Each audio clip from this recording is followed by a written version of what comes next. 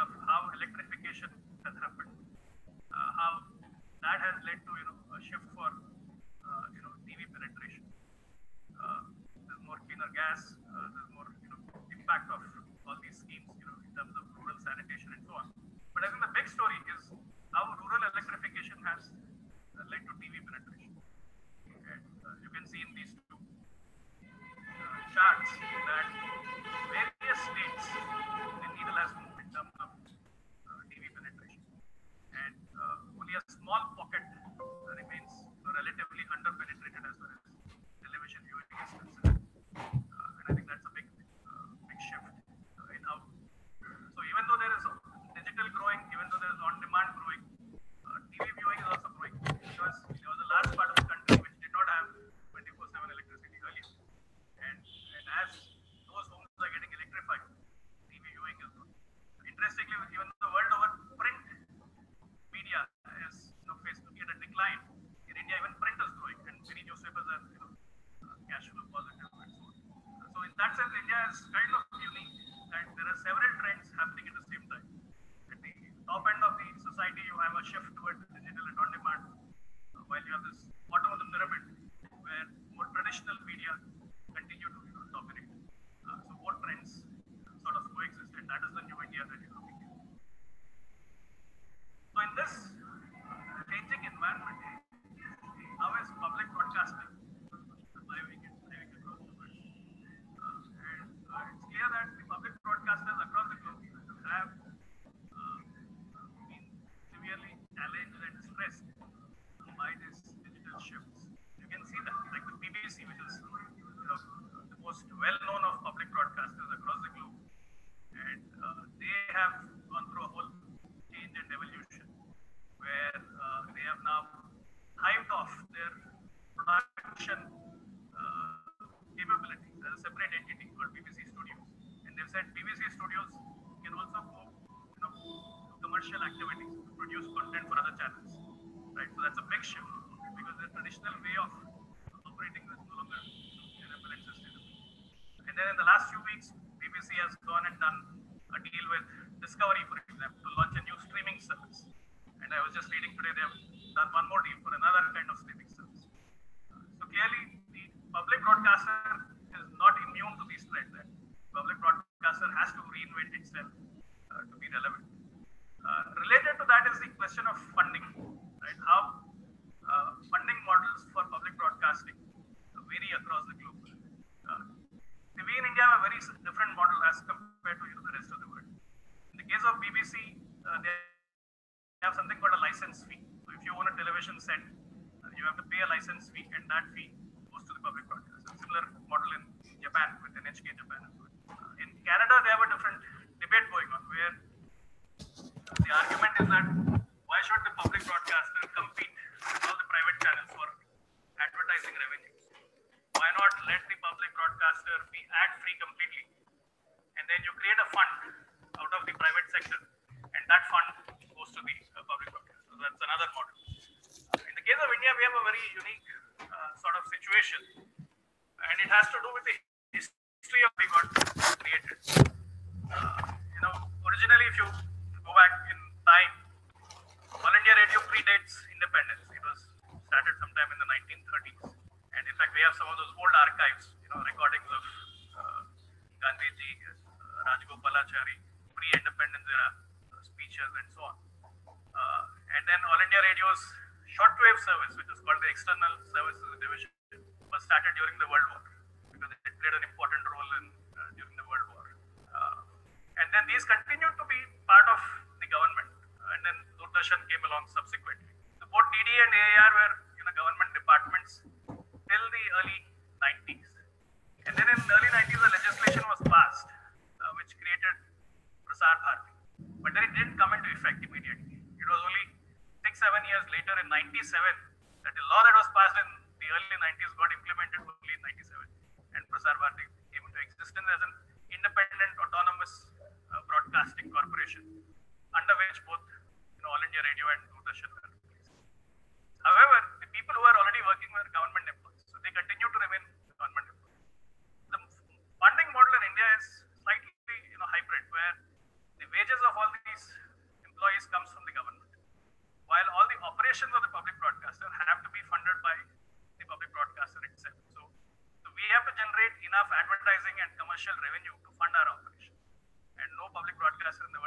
Right? So that's a reality that people miss out in the context of DD and AAR. And this is despite all the obligations that DD and AAR have to shoulder, like all your national coverages, Independence Day, Republic Day, Parliament, all the other live telecasts. So all that, despite, because none of that is monetizable, none of that is commercially generates any commercial revenue. But despite that, we have to be really efficient to generate enough revenue to fund our operation. So that is a very unique challenge of the public broadcasting. So what is Prasar Bharati today? It is not one channel or one station. In the case of Doordarshan, it is 24 satellite channels and a large number of terrestrial stations. In the case of All India Radio, it's a very complex network running into a few hundred stations covering the entire length and breadth. But I think the real complexity is the bottom, the last bullet point there, the number of languages and dialects in which content is created. And I think that is the real complexity, the real challenge of the public broadcast, both in terms of Indian languages as well as foreign languages. A very unique experiment that we did a few years back was when we started something called Free Dish. Free Dish is a free-to-air DTH platform. What is unique about this is that you don't have to pay any monthly subscription fee. You just have to buy a set-top box and a dish one time, and you get a bouquet of channels free for life. And it is extremely popular in rural India. And the latest study by KPMG estimates that there are 30 million households across India that are on DD Free Dish. And the picture there is an example of a recently electrified village based on the Saubhagya scheme, where TV viewing has dovetailed it, and it is largely Free Dish. So what you see here is, as electrification is going on, TV penetration is increasing, and many of the households are, coming on the DD Free Dish DTH platform. So how are we preparing ourselves for the digital era? So historically, most of our terrestrial network, both TV and radio, was on analog technologies. And one of the shifts that we started a few years back was to move to digital terrestrial TV. So today, about 19 cities have digital terrestrial TV. Similarly, we have about 38 radio transmitters, which moved from medium wave to digital radio. So that's on the traditional broadcasting side. But then the real interesting story is on the on-demand side, where we have significantly increased our digital presence. So today, for example, we have 2 news channels, which are public channels, with million+ subscribers on YouTube. Rajya Sabha TV has 2 million+ subscribers. DD News has a million+ subscribers. And all of this is organic growth. This is not because we were able to spend a lot of money on Google advertising or Facebook advertising. This is all sheer organic growth based on the merit of the content and the demand for this kind of content online. So that is the headline, the big numbers. But the other interesting thing about what is happening with content on YouTube that the public channels are putting. Today, for the first time, you have on YouTube content available in languages that you probably have not heard of, like Garo, Khasi from the northeast, Dogri, Gojri from Jammu Kashmir, several of the dialects from the left-wing extremist affected areas like from Chhattisgarh and Jharkhand. So you have news bulletins from these languages, being made available near real time on YouTube every single day. And so that just has vastly expanded the digital footprint of public broadcasting. And in a sense, that is how we are enabling a new India. Today we have more than 270 active social media handles. And early last year, we integrated All India Radio with Amazon Alexa. So today you have about, I think, 10 odd All India Radio services in different languages, live streaming through Alexa. So you can talk to Alexa and say open All India Radio and it will be live. The apps that we put out have few million+ subscribers. So all of this is coming together to create this the digital future for public broadcasting. But we're just getting started, and there's quite a bit of work to especially on the OTT side, with platforms like Netflix and Amazon taking viewership and a base in India. I think it becomes very important for the public broadcaster to invest in these new age platforms and especially connect with the youth, because a large segment of the youth have no nostalgia, no memory of DD or area.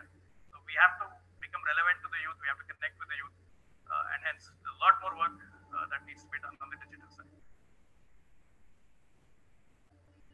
So where do we see digital going from here? And I think this is something Professor Karan Digger will appreciate a lot, that the future of digital broadcasting is in convergence. Because you as the consumer don't care whether your content is coming over through an IP packet on the internet or whether it is coming on a broadcast wave. But you don't really care as long as you have the content in the format that you want, when you want, where you want, in whatever manner. That's what the consumer really cares about.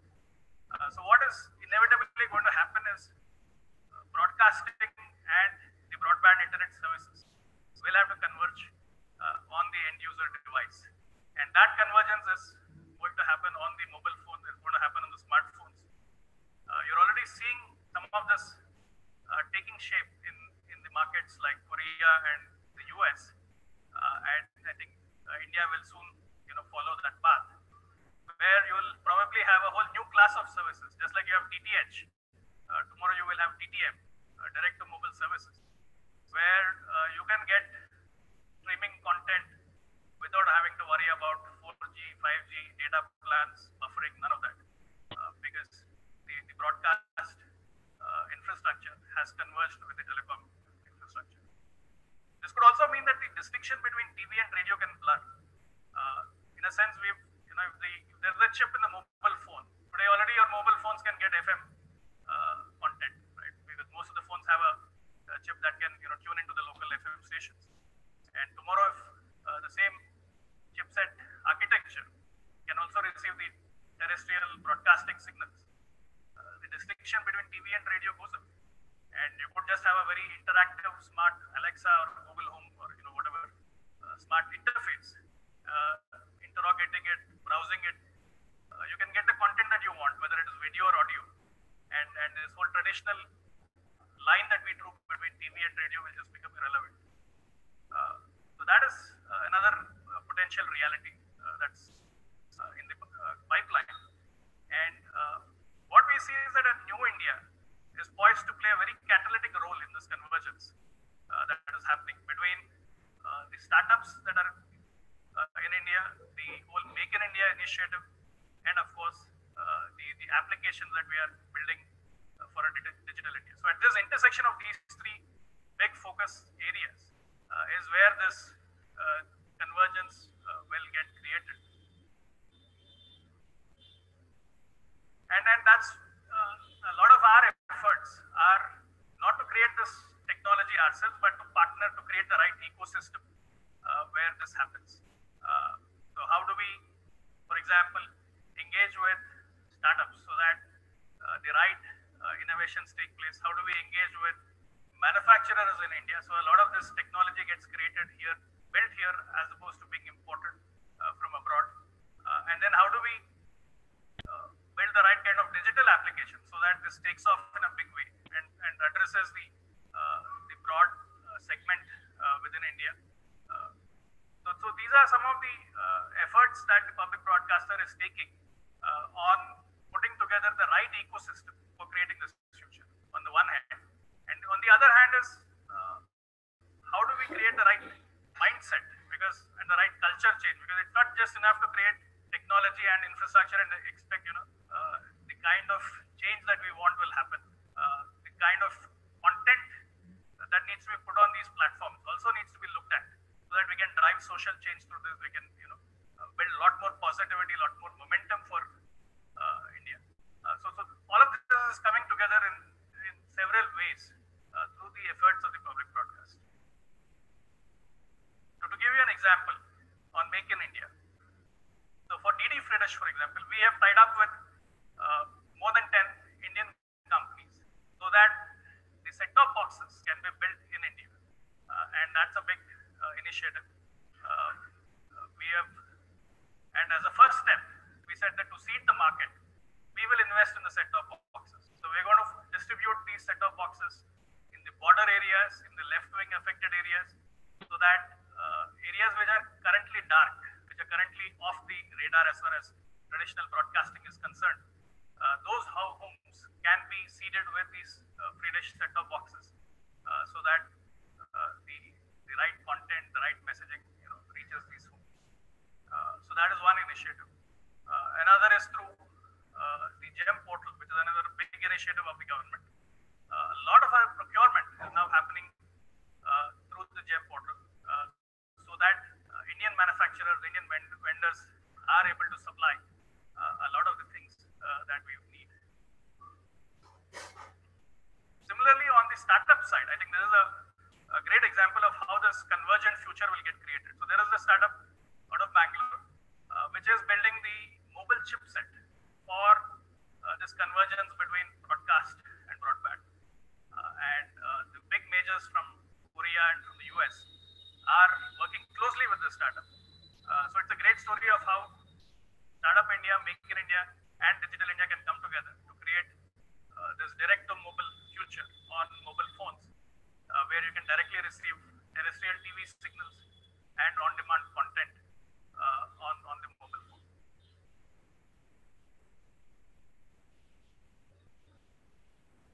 Here's a good example of how the public broadcaster and the government have come together to create more awareness from a digital India standpoint.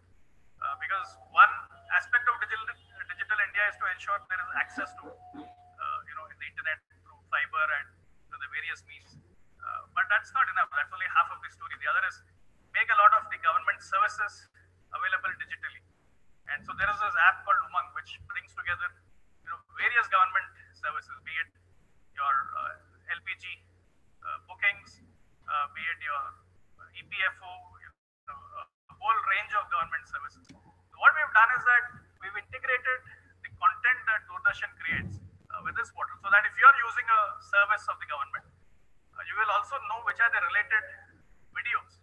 So you know how more about that service. So for example, direct benefit transfer for LPG. So if you are trying to avail that, you will also get recommendations of videos on knowing more about what is the process, what are the requirements, how should you go about it, all the case studies, success stories, and so on.